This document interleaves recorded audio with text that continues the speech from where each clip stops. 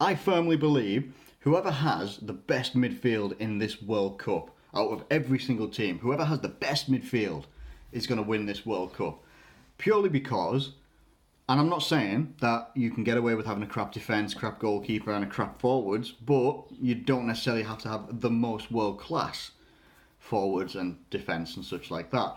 I firmly believe that if you have one of the best midfields, and I mean like best in terms of doing defensive work, creative work, and some attacking work as well, I think if you have a very, very good midfield that works well and helps that team, because I look at a midfield and I look at a very good midfield, and a very good midfield, in my opinion, gels together the defence and the attack.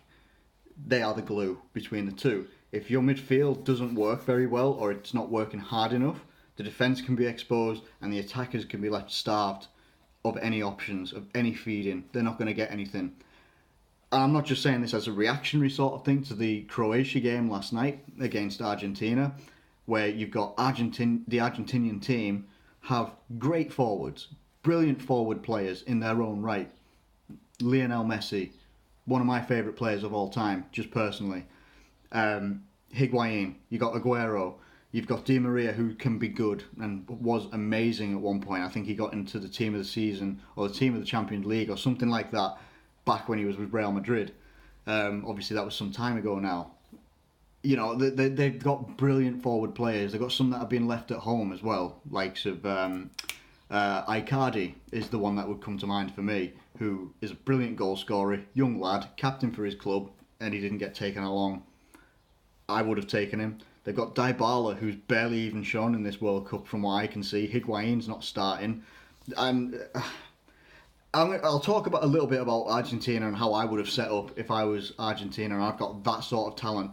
And if I'm wanting to put the fear into another team, the way I would have done it, okay, and I'm trying not to think in terms of FIFA and stuff like that, but the way I would have done it would be to have some sort of 4-1-2-1-2, maybe a wider formation, have like your wide players being Messi on the right hand side, get out of here fly, have Messi on the right hand side, got Di Maria on the left hand side, your cam spot, you'd put Dybala, and then your forwards could have been Higuain and Aguero. Instead, they kind of opted to have Aguero up front, which in the first game looked okay. Looked okay when they scored a goal. But to think, over 2 games, Argentina have scored 1 goal in 2 games, and they've had 4 put past them. Something's not happening. And I firmly believe that a good midfield is necessary to win this World Cup, because a good midfield can be the best butter and cheese in the middle of a sandwich. It just makes it happen. 2 things it brings together very, very well. If your sandwich isn't very good in the middle, everything else on either side of it, your 2 bits of bread, they don't really count for much, do they? They're just, it's dry bread. Doesn't really work together. The same thing I think of the midfield. The midfield is the filling of a formation sandwich. I don't know where I'm going with this, right? But it's the filling of a formation sandwich. If you've got a good midfield, it will glue together everything else. Your defence will improve because it's got a bit of protection in front of it from your midfield. But your attackers will benefit from it as well because it'll give you creativity. It'll give you something to feed on. It means that your attackers don't have to come back into midfield as much because they will work for you. They will create chances for you. Whoever has the best midfield in this World Cup will win it. And I don't know who that will be, but you look at the likes of Croatia, who have very strong midfields, okay? And I might get some of them wrong, that maybe they might not be midfielders per se. But when you look at, I think, is it Brozovic they've got a choice of, Modric, Rakitic, Perisic, who can play primarily out wide. But again, it can be classed as a midfield player. And then they've got Mandzukic up top and stuff like that. Very good target man, brilliant target man. But they've got people in that midfield that will create and work hard and generate chances and help the defence when needed. That is what you're going to need in this one. And maybe you're kind of seeing that from the likes of Spain, who I think, yes, they picked up a result the other night. And they obviously created chances in the Portugal game. And same with Portugal, they created chances. But the reason that ended 3-3 was because their defences weren't necessarily working very well. And the midfield isn't necessarily helping that defence, which would have helped solidify much more. It would have been a better result if the midfield was working better. Maybe that is why you're not seeing teams like the biggest teams like Spain and stuff like that, who generally have very, very good midfielders, and they still do, albeit they're kind of aging now, with Iniesta being 32, 33, Busquets not getting any younger. Maybe they're not working for the defence. And I might have this completely wrong. This is completely a personal opinion sort of thing. When I'm watching these games, you can have brilliant, and this is kind of also like when you look at the likes of Peru, kind of they are different to this rule because they've actually been playing very good football. They've just conceded a couple of goals and they can't finish at all. They've actually, if you look at the way they've played, the way they've created chances, the way they've got up the pitch and they've used their players and everything like that, and as soon as they get anywhere near the box, they just can't put it in. They just cannot put it in the back of the net at all. Or they just can't win either.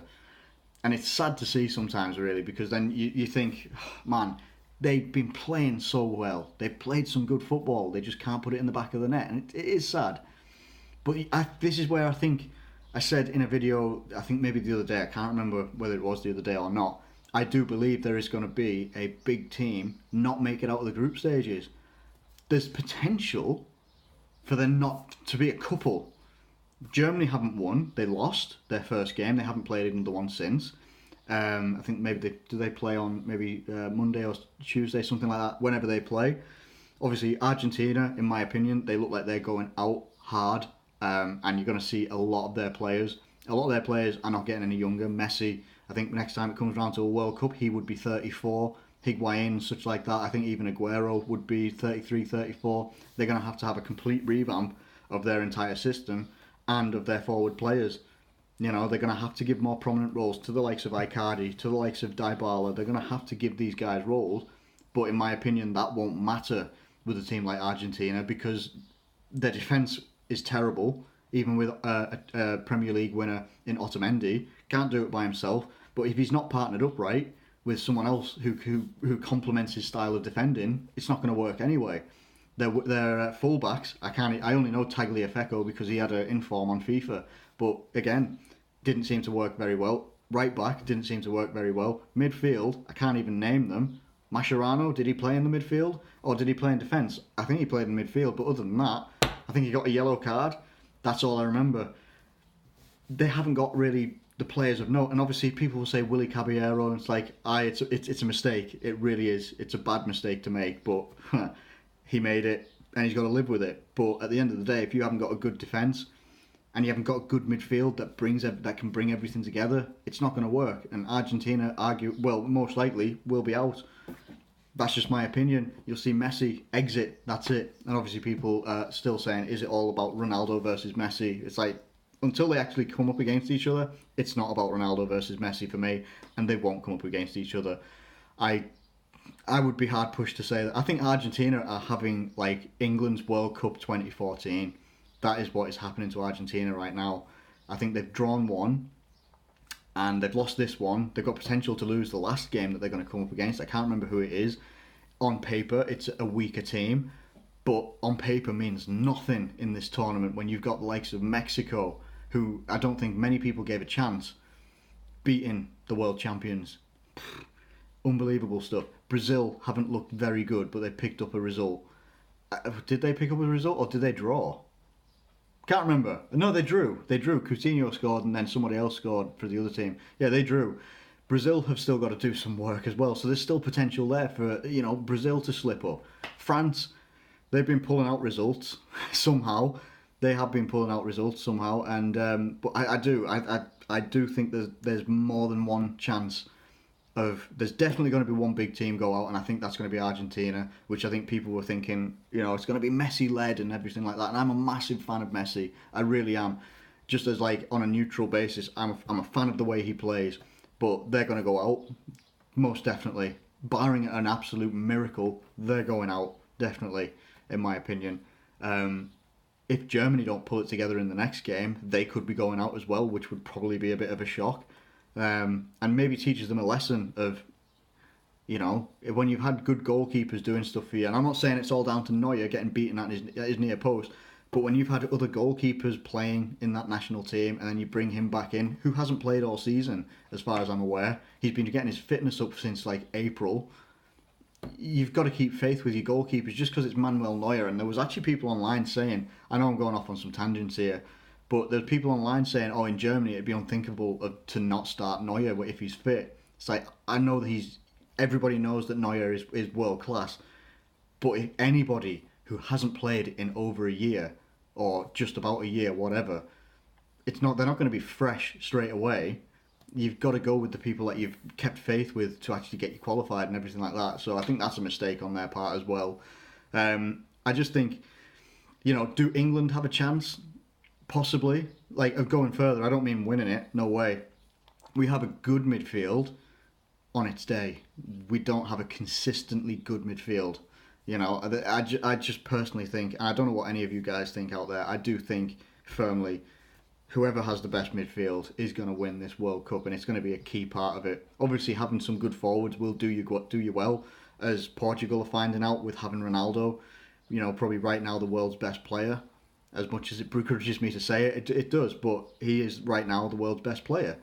Having that in there helps. But in my opinion, it's all about your midfield. That's what this World Cup's about. And if you've got a good one, you've got a good chance of going far. Anyway, let me know what you think in the comments below of any of these thoughts. What do you think is going to be the key to winning this World Cup? Is it going to just purely be luck? Or is it going to be, your defence, midfield, strikers? Obviously, it's all got to come together. But which do you think is the most important part of a team in this World Cup? Let me know it in the comments below. Thank you for watching this video. If you have enjoyed it, do like the video and subscribe if you're new around here.